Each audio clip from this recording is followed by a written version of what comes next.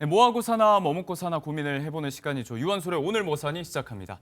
자, 영상에서 보신 오늘의 주제 100세 시대 긴 노후에 평생 일자리 구하는 방법, 오늘 이 이야기 한번 해보도록 하겠습니다. 사람과 직업연구소 정도영 소장님을 모셨고요. 일타수강생 박진아 아나운서도 함께합니다. 어서 오세요. 네, 안녕하세요. 네, 잘 오셨습니다. 자, 앞서 이야기한 대로 이제 100세 시대라고 이야기하는데 평균 퇴직 연령이 49.4세라는 통계가 있습니다. 이거 50세가 안 되는데 이제 뭐 노후 준비를 그만큼 더 일찍 당겨서 해야 된다 그렇게 봐야 될까요? 네, 아무래도 시장이 좀 많이 불안하죠. 일단 뭐 워낙 저성장이 예. 바로 시작이 된 상황이고 AI의 영향도 받고 있고 최근에 기업들이 정년 연장에 대비한 선제적인 구조 조정을 같이 병행하다 보니까 네. 이게 한꺼번에 터져 나오는 거죠. 시장이 이렇게 불안할 때는 저는 재직 중인 분들이라도 예. 개인적으로 B 플랜을 준비하시는 게 맞다라고 생각을 합니다. 그렇다면 플랜 B라고 하면 어떤 부분인가요? 그러니까 만약에 무슨 일이 생겼을 때 내가 어떤 일을 할지를 미리 생각해 두는 거죠. 이게 예. 있으면 개인이 훨씬 일을 하실 때도 소신 있게 일하실 수 있다라는 것이죠. 네. 요즘 같은 불안한 시대는 이런 비상용 카드 하나 정도는 준비하시는 게 맞는 것 같습니다. 현재 직장이 있더라도 고민을 좀 해봐야 될 부분. 사실 저희가 이 시간에 여러 가지 노후 대비책을 이야기를 했었지만 가장 확실한 노후 대비는 결국 평생 일을 할 수 있다. 이 부분이 될 것 같은데. 자, 그래서 오늘 중장년, 노년층의 구직, 팁 이런 것들 한번 집중적으로 여쭤보도록 하겠습니다. 제일 어려운 질문일 것 같아요. 일자리 구하려면 어떻게 해야 될까요? 정말 어려운 한숨부터 질문이네요. 쉬시네요, 이거. 일단은 사실은 우리가 중장년에서 뭔가 일자리를 찾는다는 것은 기존에 만들어 왔던 것들의 어떤 과실을 따는 과정이라고 보시면 될 것 같습니다. 그러니까 생애를 통해서 얻어왔던 거. 그렇죠. 좋은 경력을 만들어 오셨다든지 아니면 좋은 네트워킹을 만들어 왔을 때 네. 이런 것들에 기반해서 일자리를 얻게 되는 것인데 이게 잘 돼 있는 사람은 쉽게 따는 것이고요. 네. 그게 안 돼 있는 사람은 혼자서 많은 것들을 헤쳐가야 되는 것이죠. 일단 과실을 좀 잘 마련했다면 그 다음 단계는 어떻게 해야 될까요?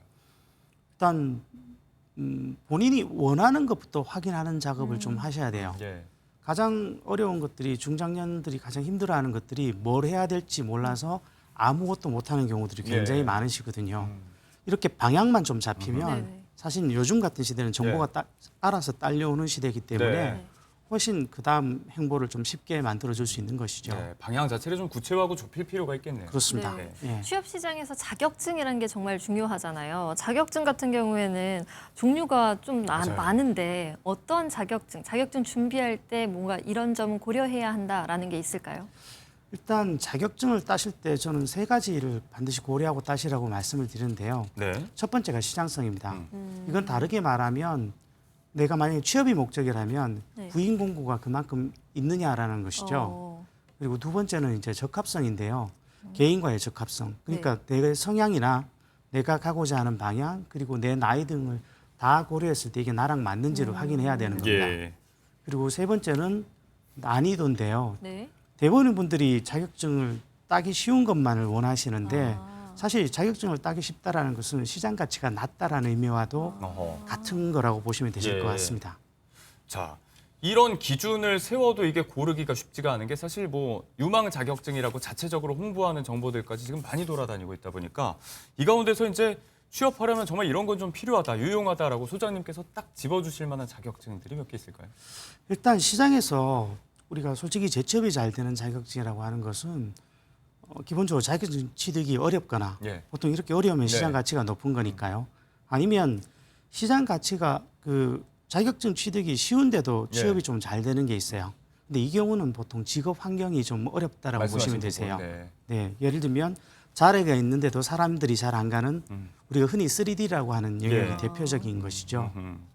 자, 이런 걸 감안했을 때 보통 난이도로 기준을 잡았다면 구체적으로 짚어주실 자격증 몇 개 없을까요? 그 예전부터 뭐 중장년층이 가장 선호하는 것이 네. 보통 전기, 소방, 기계를 중심으로 하는 시설 관리 자격증, 예. 네. 그리고 지게차 같은 장비 운전 분야의 자격증. 음. 그리고 최근에 건설 경기 때문에 호불호는 좀 있습니다만은 타일, 방수, 미장, 도배 장판 같은 아, 생활형 인테리어 인테리어요. 기술들이 조금 더 최근에 중장년에게 주목받는 것 같습니다. 주로 이제 기술 관련 분야에 좀 치우쳐 있는 것 같은데 아무래도 시장 가치가 더 높기 때문일까요? 아무래도 그런 좀 단순한 기술들이 오히려 AI가 좀 진입하기 어려운 영역이라고 최근에 판단들을 하시는 것 같습니다. 네. 네, 그러면은 반면에 준비했다가 이거 시간만 날리고 제대로 활용이 안 되는, 도움이 안 되는 자격증도 있을 것 같은데요. 어떤 게 있나요? 뭐 우리나라 일단 자격증 시장을 보면 국가 자격증하고 민간 자격증이 있어요. 네. 이 국가 자격증은 전체를 세봐도 800개가 채 안 됩니다. 예. 네. 그런데 민간 자격증은 올해 11월 말 기준으로 보면 6만 개가 넘어갑니다. 너무 많죠. 네.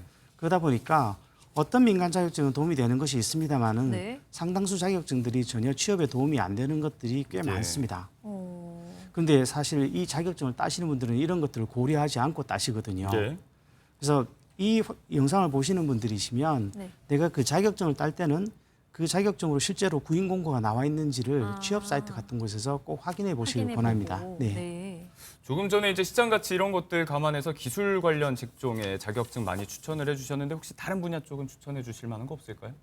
보통 사무직이나 영업직들이 선호하시는 비기술 계열 쪽들을 보면 예. 대표적인 것이 사회복지사나 직업상담사, 주택관리사, 공인중개사 같은 것들이 있죠. 많이들 따시는 것 같아요. 네, 그런데 이게 60세를 넘어가면 일자리를 찾는 것에 조금 더 어려움을 많이 느끼실 수 있어요.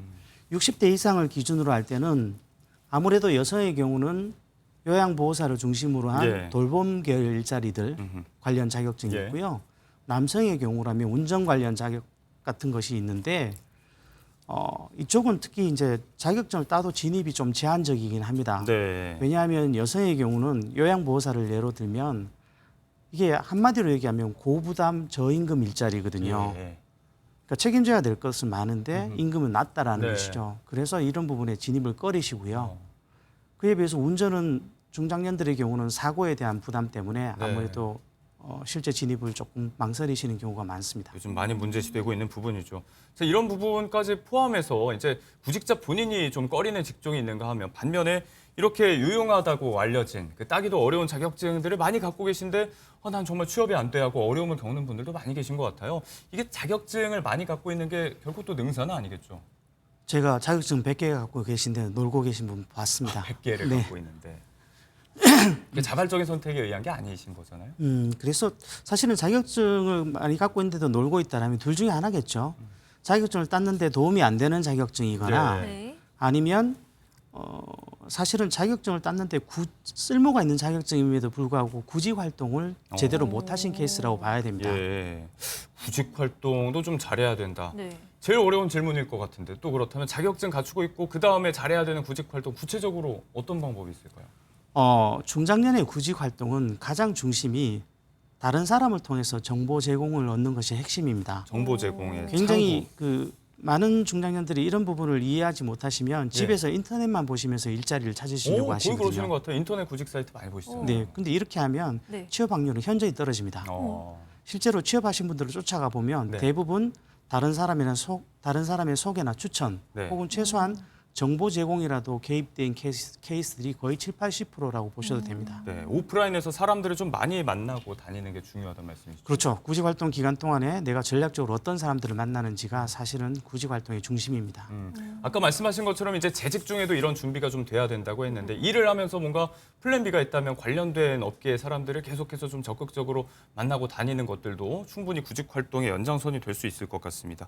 또 어떤 것들을 좀 활용해서 일자리를 찾는 데 좀 도움을 받을지 제도 이런 것들도 좀 잘 준비가 돼 있을 것 같아서요. 제도적으로 보면 일단 국민취업지원제도나 내일배움 카드 혹은 조기재취업수당 같은 예. 것들을 활용하실 예. 수 있는데요. 각각 어떤 것들인가요? 국민취업지원제도는 15세에서 69세까지 1대1 직업 상담이나 직업훈련, 일경험을 제공하는 것이고요. 예. 저소득이나 일부 청년층의 경우에는 구직 촉진수당을 내년부터 어. 월 60만 원씩 6개월간 제공을 하기도 수당을 합니다. 주는군요. 예. 그다음에 내일배움 카드는 직업 훈련을 받으실 때 활용하실 수 있도록 직업 훈련비의 일부를 지원하는 것인데요. 네. 이게 최장 5년간 최대 300만 원에서 500만 원까지 지원을 받습니다. 요거를 이제 내일 배움 카드를 발급해서 훈련비를 좀 지원을 하는 거죠. 네, 근데 이거 한 가지는 좀 언급을 해드려야 될 것 네. 같은데 이게 일반 카드처럼 그냥 쓰실 수 있는 게 아니고요. 내일 배움 카드 항목에 적용되는 직업 훈련이 있습니다. 예. 그것들만 받으실 수 있습니다. 네. 마지막으로 조기 재취업 예. 수당. 그리고 조기재취업 수당은 실업급여를 받으시는 분들 중에 실업급여의 2분의 1 이상을 남기고 예. 조기에 재취업하신 분들은 남은 금액의 2분의 1을 1년 후에 일시불로 예. 받는 제도라고 보시면 됩니다. 네. 창업도 해당이 되고요. 네. 그렇군요. 구직 활동을 할 때 난관이 바로 이력서 이 부분이거든요. 이력서 중심으로 쓸 때 합격률이 높게 쓰려면 어떻게 해야 될까요? 일단 이력서는 내가 그 일에 잘 맞는다는 것을 어필하기 위한 거니까 네. 결국 직무 관련성이 핵심입니다. 직무와 연관돼서 최대한 집중해서 쓰시고요. 네. 네네. 기억하실 거는 구체적으로 쓸수록 기업들의 신뢰도는 올라간다는 것을 생각해 주시면 좋으실 것 같습니다. 네, 지원 업무와 관련된 내용을 최대한 구체적으로. 자, 많은 걱정들을 갖고 보신 분들이 계실 것 같습니다. 끝으로 정말 재취업 또 구직을 위해서 이런 것들은 안 된다. 조언을 해주고 싶은 말씀이 있다면 좀 부탁을 드리겠습니다. 일단 재취업이 잘 안 되시는 분들을 대표적으로 좀 분류하자면 예. 타협이 잘 안 되시는 분들 그리고 혼자서 구직 활동하시는 분들 예. 소극적이신 분들이 어허. 많으세요. 네. 타협이 안 된다라는 것은 내가 정한 조건 외에는 융통성을 전혀 발휘하지 못하신다라는 예. 얘기거든요. 이러면 장기 실직으로 가실 수 있어요. 그리고 혼자 구직 활동하는 건 아까도 말씀드렸다시피 네. 중장년의 구직 활동은 다른 사람의 도움이 가장 필수라서 이 부분이 안 되면 예. 굉장히 취업 확률이 낮아질 것이고요. 마지막으로 소극적이라는 것은 안 그래도 세상이 잘 끊어내는데 본인이 알아서 안 되는 이유를 먼저 찾으시는 분들이 있어요. 네. 이러면 당연히 취업 확률은 떨어집니다. 이렇게 그 타협이나 적극성을 발휘하는 것 혹은 협업을 하는 것은 일종의 구직 태도와 연관성이 있는데요. 예. 이 구직 태도는 좋은 경력만큼이나 시장에서 선호한다라는 것을 기억해 주시면 좋으실 것 같습니다. 네. 결국 뭐 나 자신에 대한 파악과 현실에 대한 파악이 좀 면밀히 돼야 된다는 얘기인데 사실 구직 말고 여러 분야에 또 해당이 되는 이야기가 아닐까라는 그렇습니다. 생각이 듭니다. 자, 이른바 반퇴 시대 가장 확실한 노후 대비책 오늘 평생 직장 찾기 팁에 대해서 정도영 소장님 모시고 이야기 들어봤습니다. 오늘 시간 내주셔서 고맙습니다. 네, 고맙습니다.